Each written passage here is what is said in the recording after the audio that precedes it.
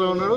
మేము చెప్తా ఉన్నాము, అల్లు అరవింద్ జాగ్రత్త, నువ్వు ఓన్లీ వేషాలు పగటి వేషాలు వేసుకొని మరి ఒక చెత్త సినిమా తీసినావు. అదే మన పుష్ప అంటే ఏంది, మన సామాజిక అంటే సమాజాన్ని బాగుపరిచే సినిమా, అది ఒక స్మగ్లర్ సినిమా. అది ఎర్రచందనం అమ్ముకోవడానికి నువ్వు చేసిన దందలను చూపించినావు. నువ్వు మా ముఖ్యమంత్రి మాట్లాడితే ఖబర్దార్, నువ్వు ఆంధ్రోడివి, ఆంధ్రోడ్లాగానే ఉండి ఇక్కడ బతకదానికి వచ్చినావు. నేను ఒక ఎమ్మెల్యేగా, రూలింగ్ పార్టీ ఎమ్మెల్యేగా మాట్లాడుతూ ఉన్నాను.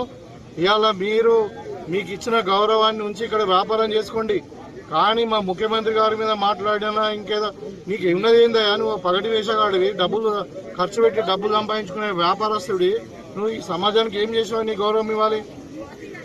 ఇవాళ చనిపోయిన వ్యక్తిని పరామర్శించే మీరు వ్యాపారం చేసుకొని బతకండి, అంతే. మీ కాంట్రిబ్యూషన్ ఏముందా తెలంగాణకు? 100% మేము హెచ్చరిక జారీ చేస్తా ఉన్నాము. ఇంకా మొన్న ఇంటి ముంగట కొంతమంది వాళ్ళు జాయింట్ యాక్షన్ కమిటీ వాళ్ళు ఏదో చేసినట్టు, కానీ ఖచ్చితంగా ఇట్లనే ఇదే పద్ధతిగా మార్చుకోకుంటే తప్పదంగా కాంగ్రెస్ శ్రేణులు కూడా తెలంగాణలో మీ సినిమాలు కూడా ఆడనీయం కొడుకని చెప్తా ఉన్నాం. ఒళ్ళు దగ్గర పెట్టుకొని మాట్లాడు. నువ్వు చేసింది ఏంది? పర్మిషన్ లేకుండా థియేటర్కి పోయినావు. అక్కడ ఇంకా నేను చెప్తా ఉన్నా, నేను మా ముఖ్యమంత్రి గారు చెప్పలే, కానీ అక్కడ జరిగిన సంఘటన ఏం తెలుసా? అక్కడ తొక్కిసలాటలో వ్యక్తి చనిపోయింది, ఒక లేడీ. ఈయన పర్మిషన్ లేకుండా కార్ మీద జీప్ మీద ఎక్కి చేతులుపుకుంటూ పోతే అందరు దగ్గరకు వచ్చేసారు. దగ్గరకు వస్తే వాళ్ళ వీళ్ళు ఉంటారు కదా సెక్యూరిటీ, వాళ్ళందరూ కూడా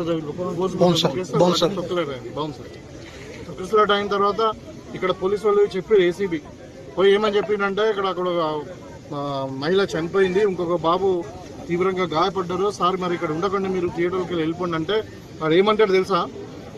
నరబలి అయిపోయింది, సినిమా హిట్ అవుతారంట ఆ ఫాల్తుగాడు మాట్లాడేది. మనకి అసలు మానవత్వం ఉందా విధవా? ఇవాళ నేను మాట్లాడుతూ ఉన్నాను, మీరు మళ్ళీ తర్వాత ఆ డీసీబీ పోయి నువ్వు అరెస్ట్ చేస్తాం, లేకుంటే నువ్వు సొంతదాకా వెళ్ళిపోయి ఇక్కడ ప్రాబ్లం అవుతుంది అని అంటే అప్పుడు వెళ్ళిపోయేటప్పుడు కూడా మళ్ళీ చదువుకుంటూ పోడు.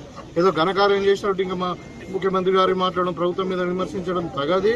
జాగ్రత్తగా ఒళ్ళు దగ్గర పెట్టుకొని నువ్వు వ్యాపారం చేసుకుంటే చేసుకో, లేకుంటే సొంతదాకా ఆంధ్ర వీక్ కూడా చెప్తున్నావు.